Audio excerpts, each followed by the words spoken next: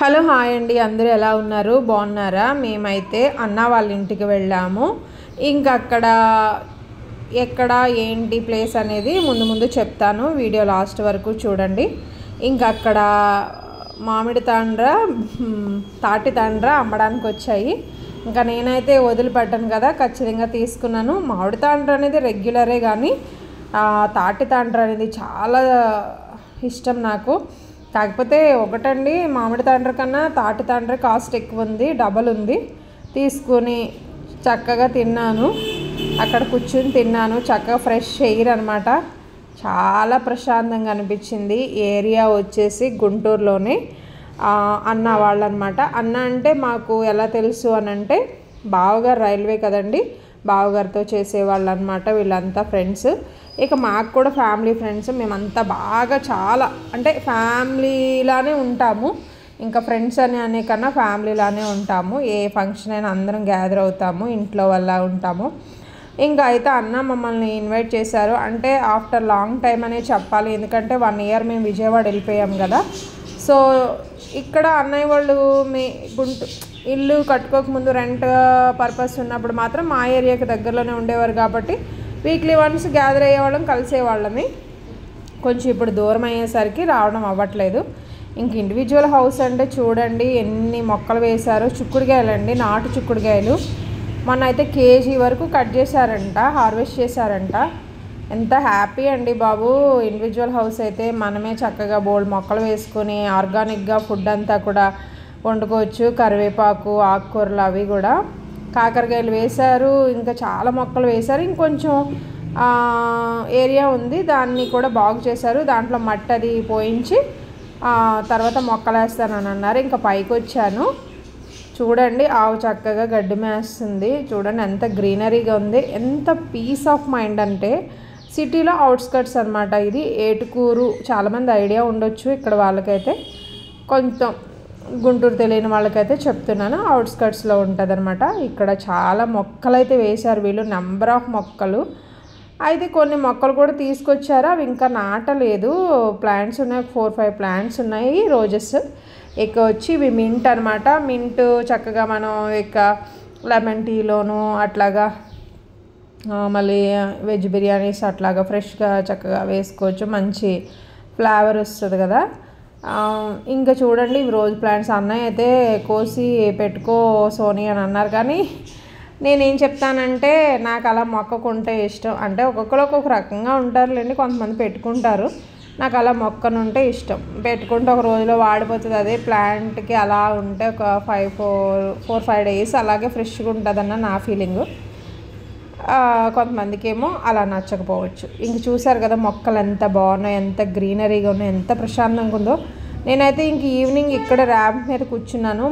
మేము afternoon lunch టైంకి అలా వెళ్ళాం. ఇంకా ఆ రోజు వచ్చి లంచ్ అది చేసేసి కాసేపు అలా పిచ్చాపాటి మాట్లాడుకొని ఇంకా కాసేపు ఇంకా బయటే ఉన్నాం. అసలు చాలాసేపు డే లైట్ మిస్ అయ్యే వరకు కూడా ఇంక అక్కడే కూర్చున్నాము. చూడండి ఎంత ప్రశాంతంగా ఉంది. ఇదంతా కూడా ఎలివేషన్ అంతా కూడా ఒకటేనండి అందరిది, అంటే హౌసింగ్ బోర్డు లెక్క ఉంటుంది. ఇంక ఇది గోరింటాకు చెట్టు కోసి తెచ్చుకున్నాను.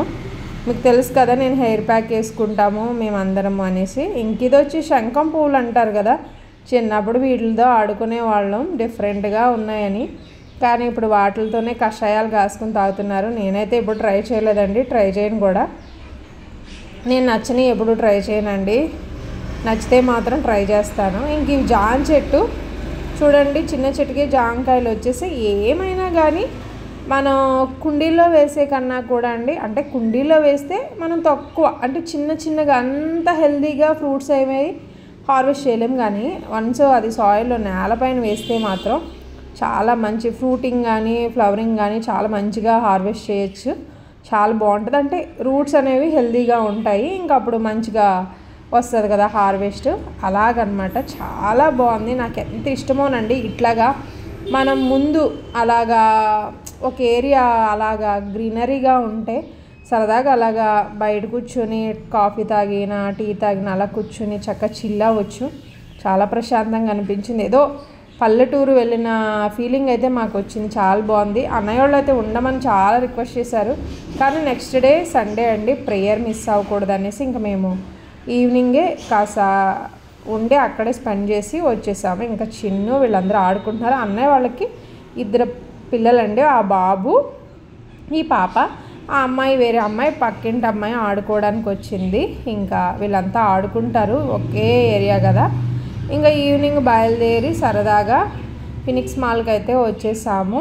ఇక్కడ లైక్ ఎలా ఉందంటే ఇది మన విజయవాడలో, అదే మన విజయవాడ కాదులేండి, విజయవాడలో పీవీపీ ఉంటుంది కదా అలా ఉంది. కానీ కొంచెం పీవీపీయే పెద్దది, ఇది కొంచెం చిన్నదని అనిపించింది.